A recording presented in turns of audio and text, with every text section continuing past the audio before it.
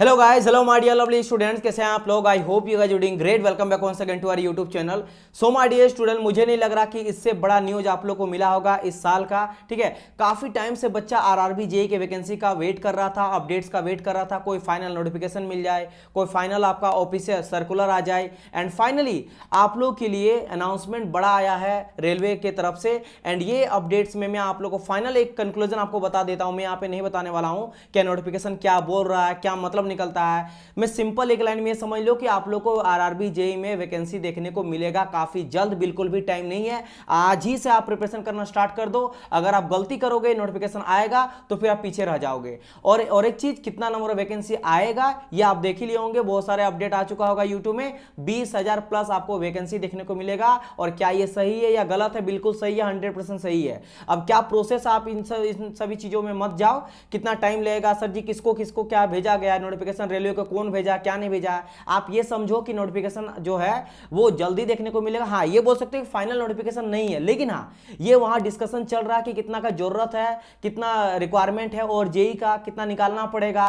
तो आप ये समझो कि स्टेप स्टार्ट हो चुका है, कभी भी आप लोग को देखने को मिलेगा नोटिफिकेशन। और as you know that RRB JE का सिलेबस उतना ईजी नहीं है कि आप 1-2 महीना में कंप्लीट कर लोगे। अगर वैकेंसी आप सपोज करो कि 1 मंथ के बाद आ जाएगा, तो क्या आप 1 महीना में तैयारी कर लोगे? आप अगर अभी प्रिपरेशन करना स्टार्ट करते हैं तो आपको 6 महीना प्रिपरेशन करने में लगेगा। ये भी कब बोल रहा हूं, जब आपका प्रिपरेशन थोड़ा ढंग का है तब। अगर आप फ्रेशर बच्चे हो तो आपको 1 साल लगता है तैयारी करने में।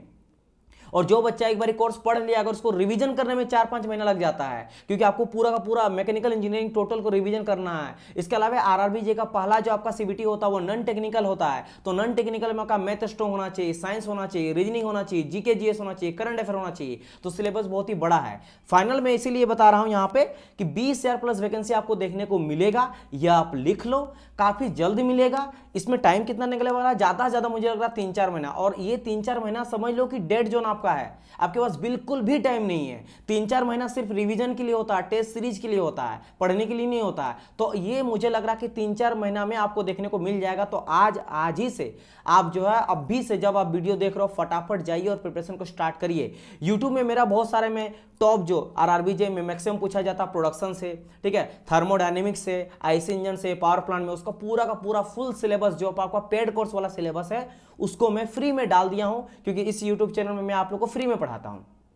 बाकी पेड में पेड, लेकिन यहां में मैं टोटल कंटेंट, वही कंटेंट को फ्री में आप लोगों को पढ़ाया जाता है, ताकि हर वो बच्चा जिसके पास इकोनॉमिकल प्रॉब्लम है, एजुकेशन नहीं ले पाता, अच्छी जगह से अच्छा कंटेंट नहीं देख पाता, उन सभी के लिए फ्री में कंटेंट डाला गया, स्पेशली फॉर आरआरबी जेईई और एसएससी जेईई दोनों के लिए। तो वो पूरा का पूरा आरआरबी जेईई के सिलेबस के बनाया गया है। आप यूट्यूब में जाइए और अभी से प्रिपरेशन स्टार्ट करिए। मेरे यहाँ से मत करिए, कहीं से भी करिए, लेकिन कर जाइए। किसी का आप मतलब किसी भी नोटिफिकेशन, कुछ भी चीज का वेट मत करिए कि आएगा तब करेंगे। ये गलती मत करना, मैं बारी बारी बोलता हूं, क्योंकि इससे पहले भी जो वैकेंसी आया था ना, इतना बड़ा नंबर ऑफ वैकेंसी नहीं देखने को मिला था। और as you know that election आने वाला, तो प्रेशर है गवर्नमेंट को, वो निकालेगी निकालेगी, उसमें कोई दो राय नहीं है कि वो डिले ज्यादा करेगी। 100% वैकेंसी उसको निकालना ही है। आप देख लो, सीजीएल देख लो या फिर एसएससी जेईई देख लो, सब में 2-3 गुना ज्यादा वैकेंसी देखने को मिला है।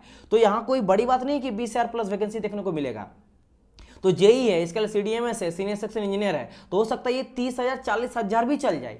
40,000 जो ग्रुप डी में जितना वैकेंसी नहीं आता, उतना आपको जेईई में वैकेंसी देखने को मिलेगा। जो डिप्लोमा बच्चा रहे, बीटेक वाले बच्चे रहे, सबको अप्लाई कर सकते हैं। तो इससे बड़ा न्यूज हो नहीं सकता है। अब देखो, अब चलो आप बात करते हैं कि बेसिकली सर इस नोटिफिकेशन में बोला क्या गया है। तो माय डियर स्टूडेंट, बेसिकली यहां पे हुआ क्या है, देखो यहां पे क्या है, Indian railway technical supervisor association का ये एक सर्कुलर जो है वो जारी किया गया है। ठीक है, एक सर्कुलर आपका ऑफिशियल सर्कुलर जारी किया गया है। अब इसमें किसको किसके मतलब ये नोटिफिकेशन किसको भेजा गया, किसके द्वारा भेजा गया, वो सभी चीजें आप लोग अब जान लो। देखो, ये बेसिकली भेजा गया चेयरमैन के द्वारा। भाई कौन चेयरमैन, कहाँ का चेयरमैन, क्या रेलवे का चेयरमैन?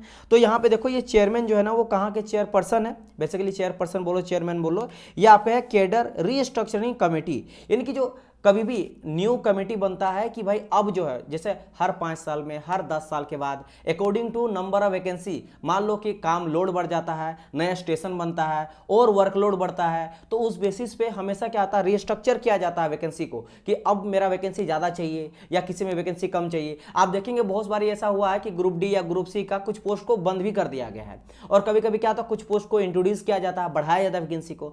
तो ये रीस्ट्रक्चर कमेटी यही डिसाइड करती है कि आरआरबी जेई में वैकेंसी कितना, मतलब सिर्फ रेलवे में बात करें, पूरा जेई नहीं, जेई रहे, सीनियर सेक्शन इंजीनियर रहे, ग्रुप डी रहे, एलपी रहे, टेक्नीशियन रहे या आरपीएफ रहे, कितना वैकेंसी आएगा, कितना खाली है, कितना का जरूरत है, अभी लोड वर्कलोड क्या है, कि कितना पैसा है आई मीन रेलवे के पास, कितना मिला गवर्नमेंट के थ्रू। जैसे आपको पता है इस बार रिकॉर्ड बीट मिला है पैसा, रेलवे को 9 गुना ज्यादा पैसा मिला। अब वो 9 गुना पैसा जाएगा कहाँ? ऑब्वियसली बात है, रेलवे को पहले से ही प्रॉब्लम था पैसा का, दैट्स वाई वहां पे एक आदमी 100 आदमी का काम कर रहा था। और यही चीज बोला है, यही चीज कौन बोला है? जो रिस्ट्रक्चर कमेटी है रेलवे का, वो भेजा किसको? रेलवे बोर्ड को भेजा। देखो रेलवे बोर्ड यहाँ पे कुछ करती नहीं है ना, तो वो एग्जाम लेती है। आपको क्या लगता है कि रेलवे बोर्ड एग्जाम लेती? नहीं, रेलवे बोर्ड क्या करती है? कमेटी बैठाती है और वहां पे ऑक्शन होता है कि भाई कौन यहाँ पे अलग अलग, जैसे टीसीएस, इस तरह से वेरियस तरह का और डिपार्टमेंट आता है और वो बैठता है पार्टिसिपेट। जैसे आईपीएल होता है ना, सिंपल समझ लो, आईपीएल में कैसे टीम को खरीदा जाता है, उसी तरह वहां पे खरीदा है कि मैं आपका 3 महीने में एग्जाम टोटल ले लूंगा। मैं अब वो ले लिया, उसको पैसा दे दिया कि कितना पैसा आपको चाहिए, वो दे दिया।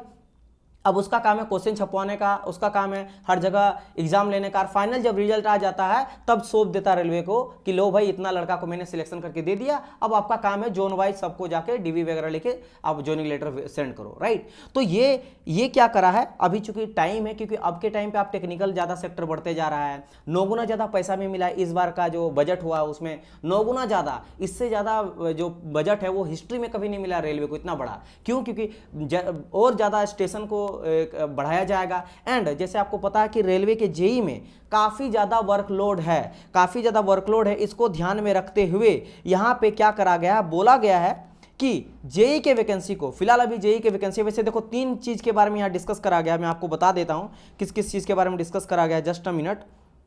तो मैं यहां पे कहां पे वो चीज मेंशन करा गया है, एक सेकंड। हाँ, तो अगर आप ध्यान दोगे ना तो एक सेकंड। वैसे देखो ये पेज जो है ना लगभग 26 पेज का है, काफ़ी बड़ा यहाँ पे नंबर ऑफ पेज है।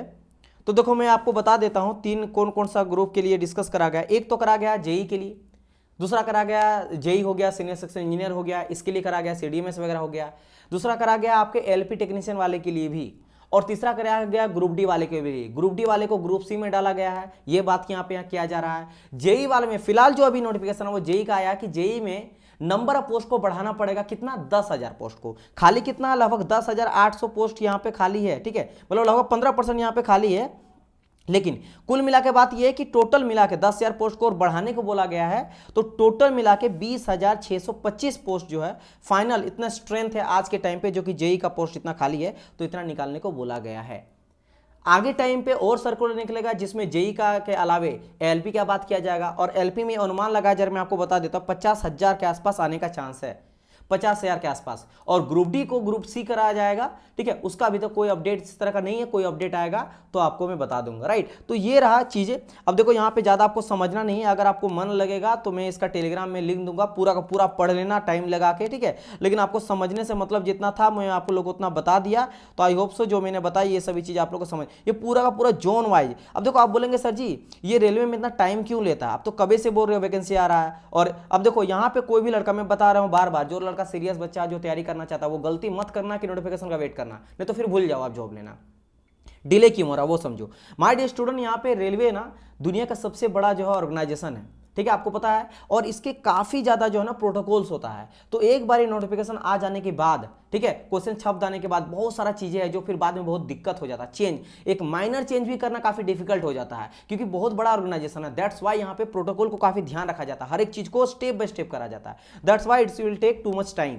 तो लेकिन यहाँ पे जान लो कि बड़ा ऑर्गेनाइजेशन के चक्कर में लेंदी प्रोसेस होता है, दैट्स वाई टाइम ले रही है। लेकिन आप ये समझो कि आपके लिए ये आ चुका है, तो आप डिले मत करो, तैयारी को स्टार्ट कर दो। जैसे मैंने कहा फ्री में कंटेंट पड़ा हुआ, यूट्यूब में जाओ, पढ़ाई स्टार्ट करो, और बाकी चीजें जल्दी आप लोग को देखने को मिलेगा। सीरीज वगैरह यूट्यूब सीरीज में बहुत सारा चीज आएगा जो आप लोग को देखने को मिलेगा, राइट। सो डियर स्टूडेंट, मिलते हैं हम लोग नेक्स्ट पार्ट में, तब तक के लिए good bye and God bless you all. इसके बारे में क्या करना आप मुझे कमेंट करिएगा, कोई डाउट रहेगा कमेंट करिएगा। और अगर आपको तैयारी करना है आरआरबी जेई का या सीनियर सेक्शन इंजीनियर का, खासकर टेक्निकल का, तो you can subscribe our channel and press the bell icon for the all notification. So guys, मिलते हैं हम लोग नेक्स्ट पार्ट में, तब तक के लिए good bye and God bless you all.